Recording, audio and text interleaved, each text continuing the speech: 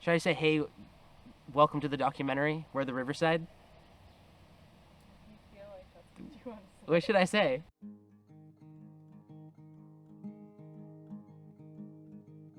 Hi, my name's Trey Lindsley and I play banjo for the Riverside. Hi, I'm Kristen Posey. I play the cello in the Riverside. Hello, I'm Chase. I am the violinist for the Riverside.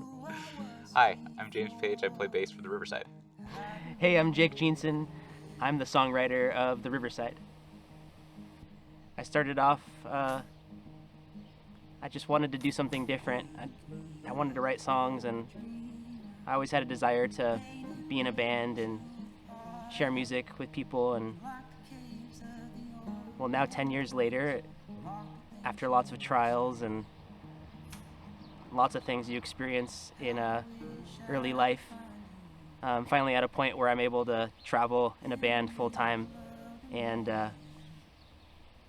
share songs with people and travel the country with my best friends. I started the band in college, and we wanted to win Santa Barbara's Battle of the Bands competition, the citywide competition, and I went up to the original people in the band in college, and one of them was Trey, our banjo player, and I asked if he wanted to try to win the competition with me, and he said sure.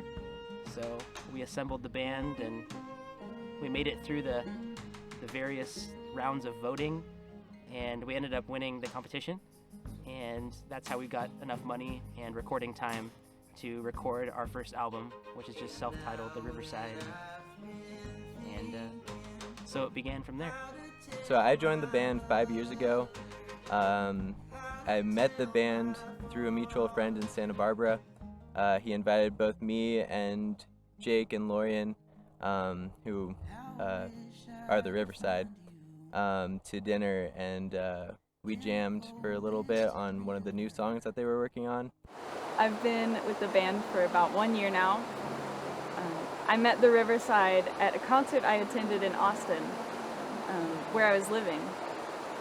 I became friends with Jake after I was poking around on the stage, and he came up and asked me what I was doing up there.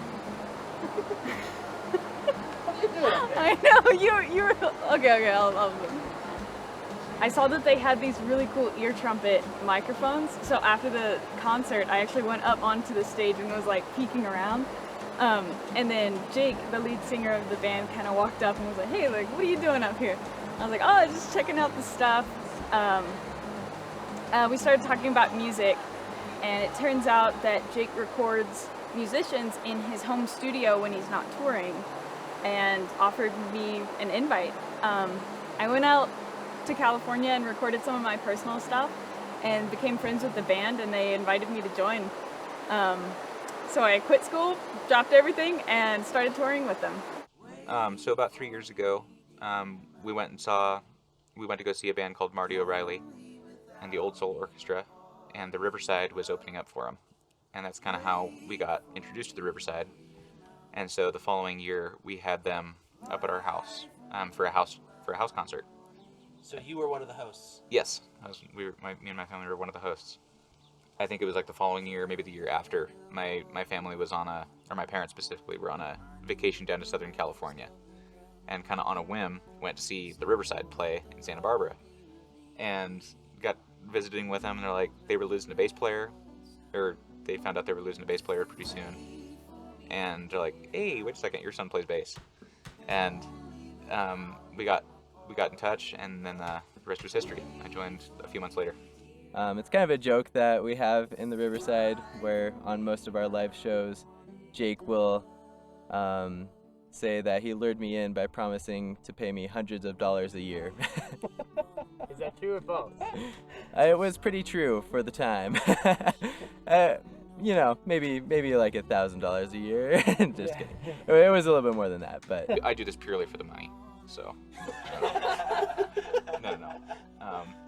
We're filming this documentary to show you, who might know our music, a little bit about what we're like and what we do and how we do it. we're a band that plays a lot of shows per year, about 130 plus shows a year, and because we play a lot of house shows specifically, which aren't necessarily designed as like a venue per se for its location.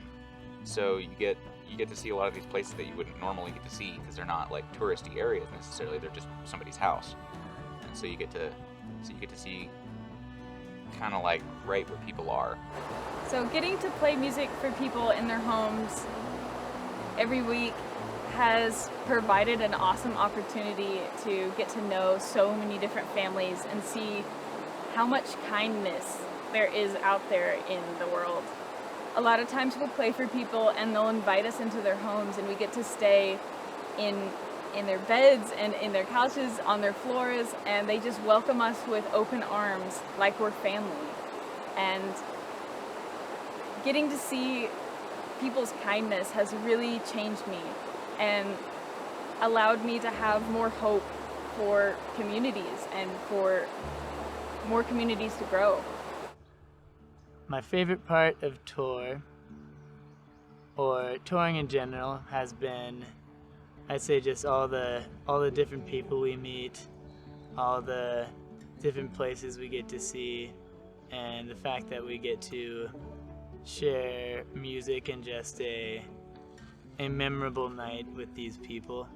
I think one classic quote that I've said is that sometimes it feels like somebody's throwing a party for us every single night. I think that is fairly true. And so in that case, we kind of have to watch out for even what day it is sometimes. So weekdays feel like a weekend, and weekends feel like a super weekend.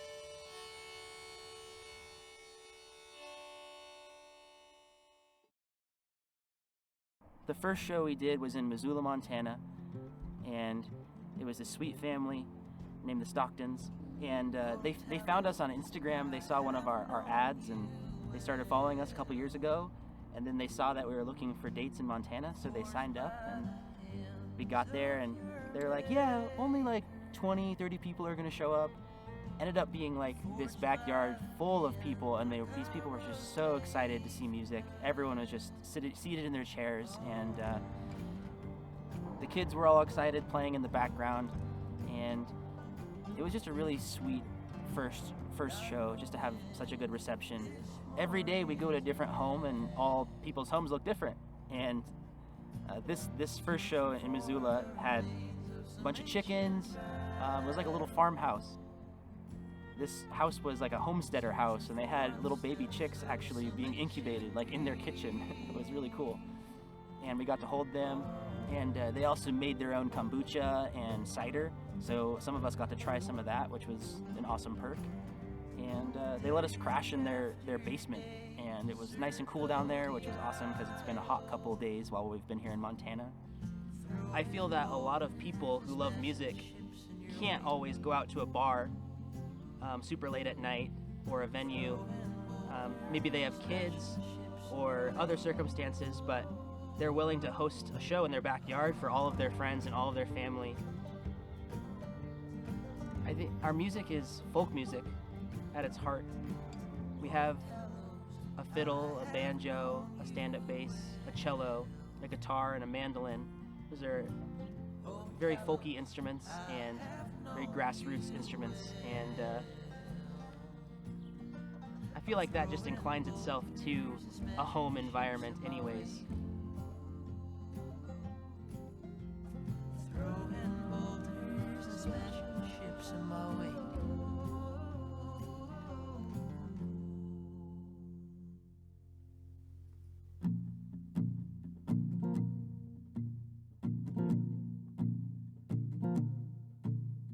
Tell me where I'm supposed to go from here.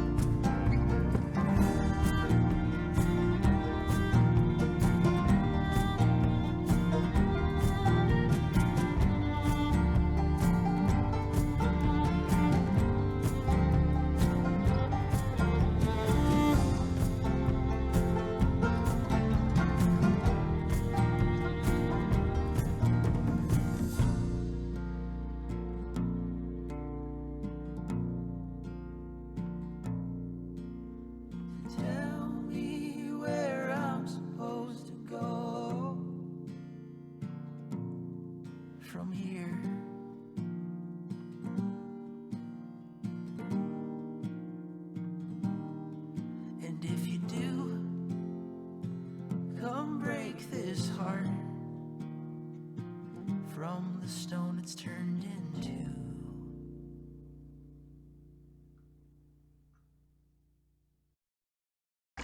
Hey, if you enjoyed this last episode of the tour vlog, we would love you to like and subscribe, and we'll see you at the next one.